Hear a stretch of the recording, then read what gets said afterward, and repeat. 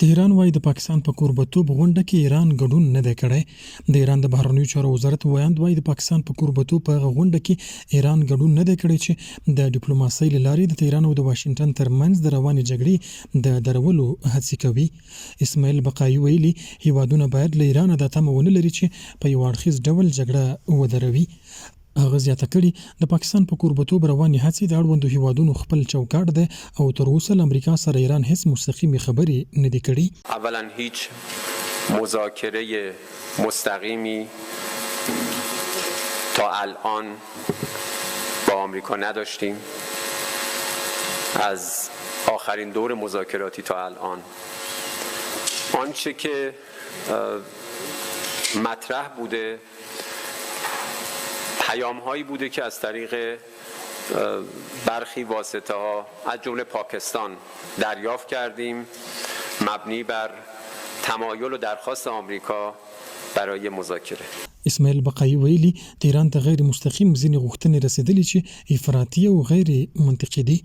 تېره اونۍ د پاکستان لومړي وزیر شهباز شریف ویلي و چې چمتو دي د ایران او د امریکا ترمنځ د روانې جګړې د درولو په موخه منځګړیتوب وکړي. خو پوښتنې دا دي پاکستان د دې ظرفیت لري چې د دغسې یوې نړیوالې جګړې د حل په برخه کې د منځګړي رول ولوبوي او له دې هڅو یې تمه څه کېدلی شي. پاکستان د دې ظرفیت نه لري چې د دومره لویې جګړې مخنیوی دې وکړي او په هغه کې د دوی بحث وکړي. نه ایران باور پرې کوي او نه امریکا او نه اسرائیل، ځکه د اسرائیلو په برنامه کې پاکستان هم دی وروسته له ایرانه. نو خبر دا ده چې پاکستان غوښتل چې دې سره امریکې ته ځان نږدې کړي. د ټولې دنیا ته معلومه ده چې پاکستان غواړي په دې سره امریکې سره او اسرائیلو سره مرسته وکړي چې ایران مصروف وساتي، لیکن د ایرانی مقاومت له مخه په خبر و په دې باندې چې پاکستان څه برنامه لري.